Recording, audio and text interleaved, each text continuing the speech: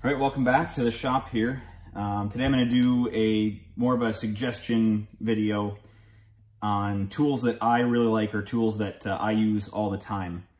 If you're new to shop work, whether you're just a young kid trying to make your way into becoming a mechanic or learn mechanical things, or if you're a little older and you just haven't had time or the interest before in your life to work on mechanical stuff, these are my, it's a top 10 suggested tools to get me by. And this is beyond some of just the really basic stuff of, wrenches and hammers.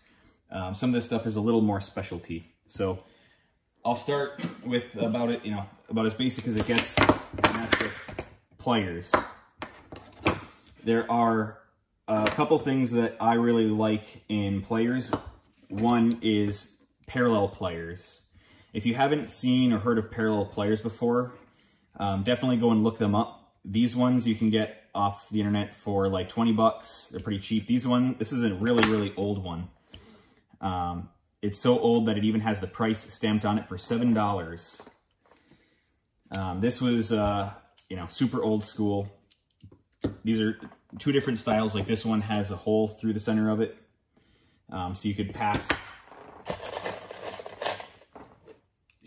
something all the way through this, where this one doesn't. But this one is a lot bigger than these ones, and this one has an adjustable jaw, so you can get really, wide stuff or get very narrow. So get yourself some parallel pliers if you don't have them. The next one is better than channel locks, I think, are these Knipex adjustable wrenches or adjustable pliers. They don't have as much range at any given setting that the channel lock does, and that's the only real downside I see to these, but they have way more range typically, and these teeth are so sharp, you could almost shave with them. These things never let go. Once you get a good grip on it, I would never go back to regular channel locks after using these. The next one is, again, some Knipex, but mainly about just getting yourself a really good set of needle nose. I use these all the time above a regular, above a standard pliers, just because I can get, when you get high quality ones like this that have really nice teeth on them, similar to the channel lock style, they just grip so well that it doesn't matter that you have such a small clamping area. The other thing is that the wire cutter on this is probably one of the best ones I've ever used. It will cut through pretty much anything that you have the strength for when it comes to copper, and even some pretty reasonable steel. I've cut machine screws in half with these before. So moving on from pliers, I'll go to probably the next most basic tool, and that is a nut driver. I don't see a lot of people with nut drivers that much anymore. They usually just use like a rattle gun, a hand impact gun. But if you have to get, like for doing hose clamps, that's what I like these for most, or fasteners that don't need to be super tight, but you have to do a bunch of them. That you don't have to do a bunch of them. I always find this to be a much more ergonomic way to do it than to just, go in with your ratchet and try and go a quarter turn at a time. This, you can just, whiz fasteners off real quick. So get yourself, quarter-inch drive nut driver. This one also has quarter-inch female at the end, so you can put your ratchet on the end of this and, get extra leverage if you need to break something loose. All right, this is kind of an oddball tool these days. This is a slotted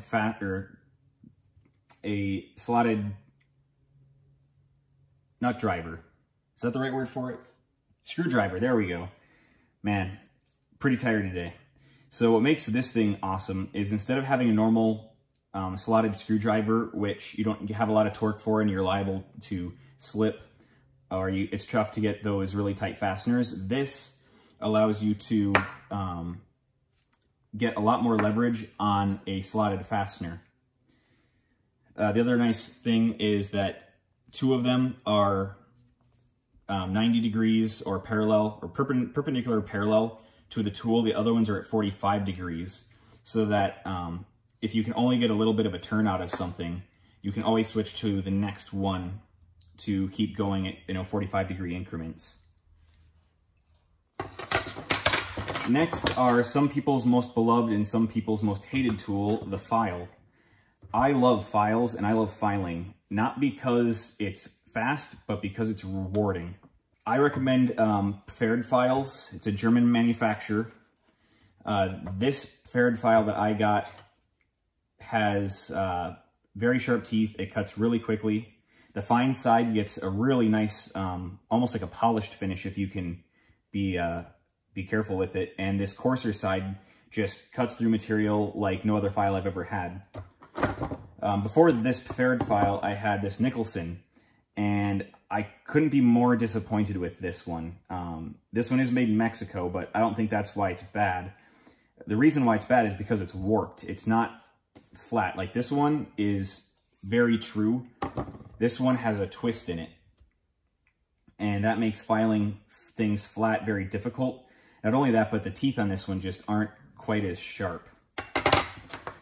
And then having a couple smaller flat files, I've always found to be very useful too. And if you can get some needle files, actually give me just a second here. These things are called needle files. And they're just really, all they are is just small files for doing really small work or getting into tight spaces with things, where these would just be too big and clumsy and cumbersome to deal with.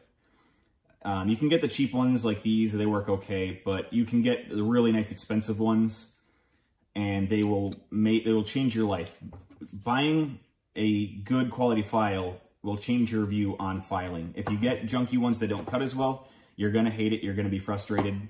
If you can get some good ones that cut really quickly, you're gonna realize that you were missing a huge part of, I don't know, machining and your tool selection. Before I forget, this is called a file card. This is a special wire brush for cleaning out the teeth of your files. And that, like you can see here, I have some debris clogging up this. And even though this is a really fine tooth file, I can clean out that stuff pretty well. Another trick is to use some wood or cardboard, and that'll, get into these really fine grooves a lot better. But having one of these will also make your filing better, because you always got to make sure your files are clean, otherwise they just don't cut as well. As soon as the relief cuts, or I think they're called gullets, between the teeth, or it's the space between the teeth, once those get filled up, your file isn't going to want to cut anymore, and it's going to make you very frustrated. So get a good file, get a file card, and again, your view on filing will change dramatically. To go from one hated tool to another, it is the cheap, crappy hacksaw. This is another tool that a lot of people like, but most people hate. Getting a good quality hacksaw is going to help you, but these cheap ones, they do just fine from my experience. The only difference would be like ergonomics. This is not the most ergonomic hacksaw out there, but it cuts fast. If you put a good blade on it, it cuts fast. And I've had no problems with this one. Hacksawing is sort of like filing. Once you get into the rhythm of it, and once you learn how to do it well, it really will make you just go to this thing before even going to a bandsaw or hacksaw. If the part you're trying to cut is about the size of your finger or smaller, this is way faster than going over to a machine and setting it up. So here's another one that many people may not have heard of before. This is a cant twist clamp. It's sort of like a C-clamp, but it's a much different style because of the way this is designed. Because the screw isn't turning on one of the pads, it won't make your work move as you're clamping it together. I don't know if you've ever used a C-clamp and you've just gotten to the point where it gets to get tight and then the stuff moves on you. These don't do that. These also provide, or can provide, much more clamping force in certain circumstances. The other benefit is that if you're doing a drilling or machining operation where, let me grab a part here. So when you're clamping something like this, you can get these pretty low and out of the way of your machining operation, where a C-clamp either has a lot, when you're clamping like this, either has a lot of stuff below it because that screw has to go down, or you have to put the screw up and your machine may not clear that. So these take all of that space of the C-clamp and kind of move it out sideways, which can be good and can be bad. You know, you have to use these tools interchangeably depending on the situation. But I found that these work really well for clamping, especially like these 2-inch ones. They work well for clamping small parts to prevent them from chattering when you're drilling or milling. All right, this next one is a stand-in. This is an x-acto knife. I'm sure everyone's familiar with these. I don't like x-acto. That's might be controversial to say, like a lot of other things in this video so far, but I prefer scalpels to x-acto knives. Scalpels are cheaper and they're sharper, and I found that they last longer. They aren't quite as stiff and rigid as one of these, so if you're trying to do really heavy cuts, which honestly you shouldn't be doing with an x-acto knife anyway, scalpels are designed for cutting through flesh in a surgery room. They aren't designed for cutting through harder stuff in a shop. That said, if you know how to use them correctly, I found that they're a way better alternative to x-acto, mainly because they're sharper and because they cost less. I'll throw up a McMaster Carr page here for them, and you can see they're, you know, $10 or less for some blades. You know, it's around that $10 range for the handle and $10 range for a set of like 10 blades. They're awesome, where x-acto, because of the name, you know, they screw you on the pricing. So here are a couple of my most beloved tools. It is the 6-inch rule and a 6-inch dial caliper. These do not need to be super expensive if they're just going to be shop grade.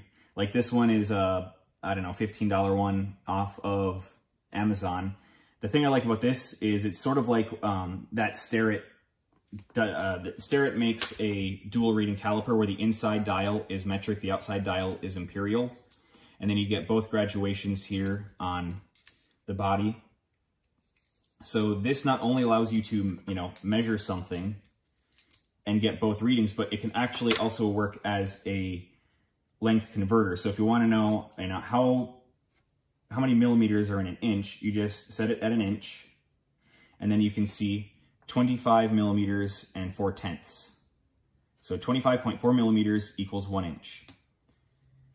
So it kind of does a dual role here if you get one of the dual reading calipers, but even if you get one that's just metric or just imperial, this is a great way to just get, you know, quick measurements on stuff. This is not a micrometer. It's not for, you know, precision. It's just for getting nominal dimensions. I don't like the digital ones. Yeah, they are easier to read, but then you got to deal with batteries and all that other stuff, and I'd rather just get a dial caliper. And the 6-inch rule is even dumber than that because, well, it's just a piece of steel with lines on it. This one happens to have 32nds, 64ths, and 8ths, or sorry, 16ths, and then 20ths, 50ths, 100ths, and 10ths. And then the other side, it has millimeters and half millimeters. So I use this all the time for getting nominal dimensions on stuff. I'll use this a little bit less often, but if I need more precision than this gets me, and I rarely have the need for micrometers, although I do have a set that's 1 to 6 inch. All right, the next one is more about this than this, but I'll start with this one real quick. This is just a feeler gauge set. These are handy if you need to gap spark plugs or find fits, you know, do like slips and fits and figure out, you know, what clearances are on something. It's pretty self-explanatory. Nothing fancy going on there. This, however, is one of my favorite tools, or I guess it could be considered an instrument. This is a thread pitch gauge set. It has 4 threads per inch, all the way down to, or up to 42 threads per inch for the imperial, and it's about the same range for metric, just the metric equivalents of those sizes. So this will help you identify any thread. And actually, if you combine this with your dual reading dial caliper, you can find out what every single fastener is within the thread pitch range of this and the 6-inch range of the caliper. which would be pretty much, you know, everything you're ever going to come across. So there's no more going to a hardware store and trying to match them up and guessing. With these two tools, you can find exactly what thread you need every single time. For example, let's say you're looking for spark plugs and you have an old engine that you don't know what the spark plugs are for it. You can just figure out what the thread pitch is for here. We can figure out the thread pitch with this and the diameter of the thread, as well as the length of the thread with this, and everything else should just work out, you know, good enough to get you, I don't know, the next step down the road until you can get the proper spark plug for the job. So these are super handy in combination. Finally here, saving the worst for last, is just some picks. These are O-ring picks, but you can also use them to clean out grooves in parts if you need to measure a groove, or just, you know, scrape something to check its hardness. Even though these aren't hardness testing files or anything, you can do a lot with some simple picks, and like getting O-rings off of things or trying to clean up dirty parts in tiny spots. I've always found these to be very helpful. So that's it. Those are my 10 favorite tools that are a little less unconventional in some ways. And hopefully you didn't find some of my opinions too controversial. If you know of any tools that you find helpful that I didn't list here, definitely post in the comments something that you use. By no means is this an exhaustive list of awesome tools to have around, but these are ones that are simple and cheap enough that if you're beginning into machining or mechanics work, will really help you get ahead of just having your basic tools. So with that, I will leave this video here, and I will see you next time.